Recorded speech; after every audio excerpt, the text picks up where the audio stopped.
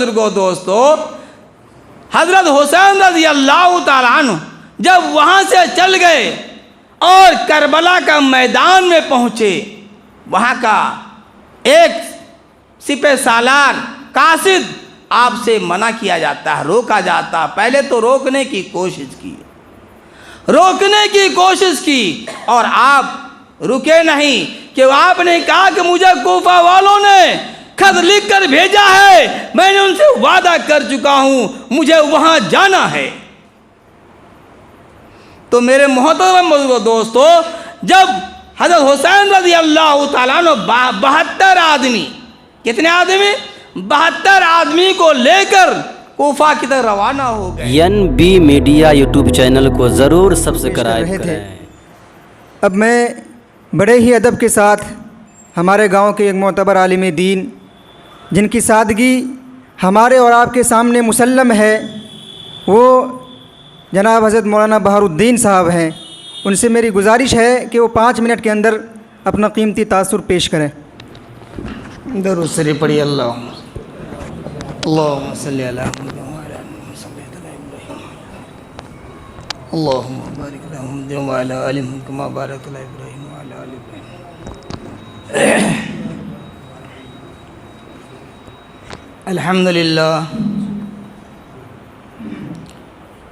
الحمدللہ کفا سلام علی عبادہ الذین اصطفی اما بعد،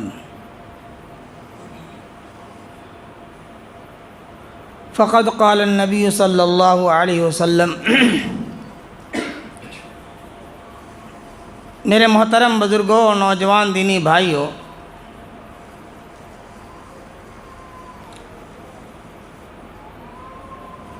یہاں ایک بات ہماری سمجھ میں نہیں آ رہی ہے، جسے میں آپ حضرات کے سامنے بولنا چاہ رہا ہوں۔ بات تو ہے بہت بڑی، ور نہیں تو نہ سمجھنے والوں کے لیے اور سمجھدار کے لیے کوئی حیثیت، کوئی حقیقت نہیں۔ ہر آدمی جانتا ہے محرم الحرام کا مہینہ کیا ہے، اور ہر آدمی جانتا ہے کہ شادی بیاہ میں جہیز لینا کتنا بڑا جرم ہے۔ اگر اس چیز کو ہم لوگ اپنے اندر استقامت بنا لیں، اپنے اندر وہ ذہانت بنا لیں کہ آج محرم کا مہینہ چل رہا ہے اور اللہ تبارک تعالیٰ نے محرم کے مہینے کے اندر اور اللہ کے رسول صلی اللہ علیہ وسلم نے ہر چیز کی حرمت فرمائی، یعنی جتنے ناپاک چیزیں ہیں سب کی حرام، یعنی سب کا کرنا حرام بتایا، سب کا کرنا حرام بتایا۔ اور محرم الحرام اس مہینے میں اللہ کے نبی صلی اللہ علیہ وسلم کے زمانے میں کوئی غلط کام نہیں ہوا کرتا، لڑائیاں ہوتی تھی اسے بھی روک دیا جاتا تھا، لڑائیاں ہوتی تھی اسے بھی روک دیا جاتا تھا کہ محرم کے مہینے میں کوئی جنگ نہیں، کوئی قتل و غارت نہیں۔ مگر اللہ تبارک تعالیٰ نے اپنے نبی احمد مصطفیٰ محمد مصطفیٰ صلی اللہ علیہ وسلم کی حرمت کا مہینہ عطا فرمایا، اور آپ کے دنیا سے جانے کے بعد اسی دین کے خاطر، کون سے دین کے خاطر؟ اسی کلمہ لا الہ الا اللہ محمد الرسول اللہ صلی اللہ علیہ وسلم کی خاطر ذریعہ اس دین کو مٹانے کی کوشش کی، مگر اللہ کے نبی کے نواسے حضرت حسین رضی اللہ تعالی عنہما نے اپنی جان کی بازی لگا دی۔ وہ جان کی بازی لگانا کس وجہ سے تھا؟ یہاں جان کی بازی لگانے کا مقصد وحدہ کو حاصل کرنا تھا، وحدہ کو حاصل کرنا تھا، امیر المومنین بننا تھا. اور یزید امیر المومنین تھا. دونوں میں تکرار تھی. کوفہ والوں نے کہا کہ حسین کو امیر بنایا جائے، اور کچھ لوگ ان کی ہمراہی کہہ رہا کہ یزید کو بنایا جائے. مگر دونوں کے اندر تناقض ہونے کے کارن کوفہ والوں سے میٹنگ ہوئی. کوفہ والوں نے کہا کہ نہیں، ہمیں حضرت حسین رضی اللہ تعالی عنہ کو حضور کے نواسے ہیں، اللہ کے نبی صلی اللہ علیہ وسلم کے نواسے ہیں، اور ہم ان کے ہاتھ میں بیعت ہوں گے، وہ ہمارے امیر المومنین ہوں گے. مگر کچھ لوگوں نے یزید کو ماننے کے لیے تیار ہوا، مگر اکثریت کوفہ والوں نے، اور یزید وہاں کا گورنر تھا. کہاں کا؟ کوفہ کا گورنر تھا. اور کوفہ والوں نے مشورہ کر کے لگ بھگ 150 خط بھیج کر حضرت حسین رضی اللہ تعالیٰ عنہ کو بلایا. مگر آپ کو راستے میں یہ خبر دے کر جب آپ چلے، مکہ سے چلنا شروع کر دیا، اور راستے میں آپ کو لوگوں نے روکنے کی کوشش کی کہ سر حضرت آپ ایسا کیجئے کہ وہاں تک آپ نہ پہنچیے، کوفہ والوں نے آپ کے ساتھ بغاوت کر دے گا. مگر آپ کو جو خط لکھ کر بلایا تھا، آپ نے وعدہ کر لیا تھا کہ مجھے جانا ہے تو جانا ہے. تو میرے محترم بزرگوں، دوستو، حضرت حسین رضی اللہ تعالیٰ عنہ جب وہاں سے چل گئے اور کربلا کا میدان میں پہنچے، وہاں کا ایک سپہ سالار قاصد آپ سے منع کیا جاتا ہے، روکا جاتا ہے. پہلے تو روکنے کی کوشش کی اور آپ رکے نہیں، کہ آپ نے کہا کہ مجھے کوفہ والوں نے خط لکھ کر بھیجا ہے، میں نے ان سے وعدہ کر چکا ہوں، مجھے وہاں جانا ہے. تو میرے محترم دوستو، جب حضرت حسین رضی اللہ تعالیٰ عنہ 72 آدمی، کتنے آدمی؟ 72 آدمی کو لے کر کوفہ کی طرف روانہ ہو گئے، اور اس روانگی کے اندر اب چھوٹے چھوٹے بچے، معصوم بچے بھی تھے. مگر کوفہ والوں نے وہاں جا کر یزید نے ان لوگوں کو ور کرایا، یعنی ان کو للکارا، اگر تم حضرت حسین رضی اللہ تعالیٰ عنہ کے ہاتھ میں بیعت کرو گے، میں تم لوگوں کا سر قلم کر دوں گا. سب لوگ ڈر گئے اور اللہ کے نبی صلی اللہ علیہ وسلم کے نواسے کی بات کا انکار کر دیا. اور وہ لوگ یزید کی بات سن کر کیا ہو گئے؟ گھبرا گئے، چونک گئے کہ ایسا نہ ہو کہ ہم ان کے ہاتھ میں بیعت ہو جائیں اور یہ ہم لوگ ہمارے بیوی بال بچوں کو مار کے ختم کر دے گا. تو میرے محترم اور دوستو، یہ معاملہ عجیب اور غریب، یعنی عجب قسم کی تھی، جو حضرت حسین رضی اللہ تعالیٰ عنہ کی سمجھ سے باہر تھی. اور انہوں نے اپنے وعدے کو پکا کرنا چاہتے تھے کہ مجھے وہاں جانا ہے اور کوفہ والوں کی تمام باتوں کو سننا ہے کہ ماجرا کیا ہے. مگر میرے محترم دوستو، کوفہ تک پہنچنے نہ دیا گیا. وہاں کے یزید کے کہنے سے ان کے سپاہیوں نے آپ کے ساتھ نازیبا حرکت کی. گویا کہ یہاں تک بتایا جاتا ہے ایک معصوم بچہ جو پانی کے بنا پیاس سے اپنی جان باغ ہونے کی کوشش کر رہا تھا، پانی تک بند کر دیا، پانی تک دینا بند کر دیا. اور یہاں تک اس بچے کو آپ ہاتھ میں لے کر تالاب پر پہنچے، نہر پر پہنچے پانی پلانے کے لیے، اور ظالموں نے کیا کیا؟ تیر مارا، اس بچے کے حلق کو کیا کر دیا؟ چھید کر دیا، اور بغیر پانی کے وہ بچہ جاں بحق ہو گیا. اور یہیں تک نہیں، بلکہ ان لوگوں نے اسی کربل کے میدان میں آپ کو گھیر لیا، اور گھیر کر پوری جنگ ہوئی. پورا واقعہ بہت لمبا چوڑا ہے، علماء کی فہرست بہت لمبی ہے. تو میرے محترم و دوستو، حضرت حسین رضی اللہ تعالیٰ عنہ کو وہاں شہید کیا گیا۔ آپ کے تمام لشکروں کو ختم کر دیا، اور آپ نے اس وقت لڑتے رہے جب تک آپ کی جان میں جان تھی۔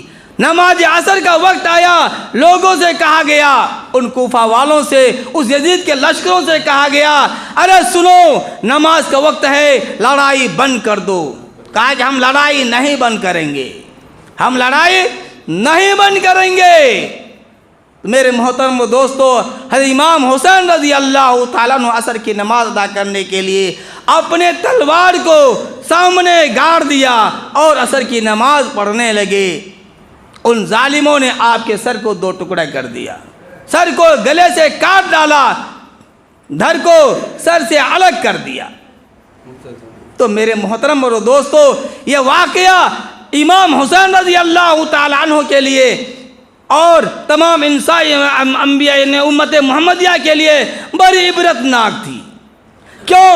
اس دین کے خاطر سیدنا امام حسین رضی اللہ تعالیٰ عنہ نے اس دین کو بچانے کے لیے، تاکہ اس دین کے اندر ایسا کوئی غیر آدمی نہ داخل ہو جائے، کوئی امیر المومنین نہ بن جائے، تاکہ مسلمانوں کی تمام حکومت کیا ہو جائے، بیکار نہ ہو جائے، مگر اپنی جان کو ختم کر دیا، اور یزید کے ہاتھ میں بیعت لینے کی کبھی اپنے دل میں ٹھانی بھی نہیں، اپنے دل میں لایا بھی نہیں کہ میں یزید کے ہاتھ میں بیعت ہوں گا۔ اس ایمان کو، اپنے اس دین کو بچانے کے لیے، اس ایمان کو مستحکم رکھنے کے لیے ہمارے آقا نامدار تاجر مدینہ جناب محمد رسول اللہ صلی اللہ علیہ وسلم کے نواسے نے اپنی جان کو قربان کر دیا۔ یہ قربانی کرنا، آج ہم لوگ کہتے ہیں کہ اللہ کے رسول صلی اللہ علیہ وسلم کے نواسے نے اس تلوار کو جو گاڑا تھا، آج وہ جھنڈا بناتا ہے، لال جھنڈا بنا کر، کالا جھنڈا بنا کر اسے کیا کہتا ہے، محرم کا جلوس نکالنے کے لیے چاہتا ہے۔ میرے محترم دوستو، ان کے لیے کیا چیز ہے؟ ہمارے لیے چاہیے کہ محرم کے مہینے میں خاص کر اللہ کے نبی صلی اللہ علیہ وسلم کے نواسے کے لیے ذکر و اذکار کیا جائے، قرآن پاک پڑھ کر تلاوت کی جائے، تاکہ ان کی ازواج مطہرات کو اور ان کی روح کو ثواب پہنچے، ان کے قبروں میں نورانیت پہنچے، اور ان کے ذریعہ سے اللہ تبارک تعالی ہم سب کو بھی تمام بلاؤں سے اور تمام بری عادتوں سے، تمام بری خصلتوں سے ہمارے دل کو بھی صاف شفاف بنائے، ہمارے ایمان کو مستحکم بنائے، اور ہم نے اللہ کے نبی صلی اللہ علیہ وسلم کے طریقہ کو اپنایا ہے، اللہ کے نبی صلی اللہ علیہ وسلم کے دین پر چلنے کی کوشش کی ہے، اور ان کی امت میں ہیں، اور ہم لوگ بہترین امت میں ہیں۔ کون امت میں ہے؟ بہترین امت میں ہے۔ کنتم خیر امت اخرجت للناس تأمرون بالمعروف وتنہون عن المنکر، یعنی تم بہترین امت ہو۔ اللہ کے نبی صلی اللہ علیہ وسلم نے فرمایا کہ تم بہترین امت ہو، تم کو اللہ نے بہترین امت بنا کر بھیجا گیا ہے، اور ایسے نہیں کہ اچھائی کو کرو، برائیوں سے روکنے کا حکم دیا گیا، اور تم ہی ایسے ہو کہ انبیاء کرام علیہ السلام کی گواہ بنو گے۔ کہاں؟ یہاں نہیں، حشر کے میدان میں۔ حشر کے میدان میں یہی امت 1,24,000 انبیاء کرام علیہ السلام کی کیا بنیں گے؟ گواہ بنیں گے۔ یہی امت گواہی دے گی ان لوگوں کے لیے، اپنی امتوں میں سے بچنے کا راستہ یہ امت بتائے گی۔ کیوں؟ وہ اس کی امت کہتی ہوگی کہ نہیں، مجھے کچھ نہیں بتایا یہ نبی، یہ رسول کچھ نہیں بتایا۔ کیوں؟ اس وقت رسول بھی تھے، کون؟ موسیٰ علیہ السلام، عیسیٰ علیہ السلام، داؤد علیہ السلام۔ ہمارے نبی رسول جو بنے ہیں، یہ نبی آخر الزماں ہے۔ یہ 4 رسول ہیں، چوتھے رسول میں کون ہے؟ ہمارے نبی آخر الزماں احمد مصطفیٰ محمد مصطفیٰ صلی اللہ علیہ وسلم ہے۔ تو میرے محترم دوستو، یہ رسومات جو ہمارے اندر ڈھول کی ہے، ڈھول بجتا ہے، یہ ڈھول کی آواز بڑی خطرناک ہوتی ہے۔ اس کی آواز سننے کے بعد فرشتے دور چلے جاتے ہیں، فرشتے جہاں تک اس کی آواز جاتی ہے وہاں تک نکل جاتے ہیں، اور شیطان حاوی ہو جاتا ہے۔ شیطان کہا جاتا ہے ہم پر حاوی ہو جاتا ہے، اور ہم کو طرح طرح کی باتوں میں ملوث کرتا ہے، طرح طرح کی باتیں ہمارے دل و دماغ میں ڈالتا ہے، ہم کو ورغلاتا ہے، ایسا کرو تو ایسا کرو، ایسا کرو تو ایسا کرو، یہ دماغ میں ایسی باتیں ہماری الٹی سیدھی بتاتا ہے، تو ہم کیا کرتے ہیں، ان کو کرنے کے لیے تیار ہو جاتے ہیں۔ اور جب اس کرنے کے لیے تیار ہو جاتے ہیں تو میرے محترم اور دوستو، تو ہم کیا کریں گے، اپنے اس عقل کو، جو ہماری عقل دوسری طرف جاتی ہے ٹھنڈائی کی طرف، ان کی باتوں میں گرمی چڑھ کر ہم پھول کر کے کپا ہو جاتے ہیں اور اس کو کرنے کے لیے تیار ہو جاتے ہیں۔ تو میرے محترم و دوستو، ہم لوگوں کو ان باتوں سے پرہیز کرنا ہے۔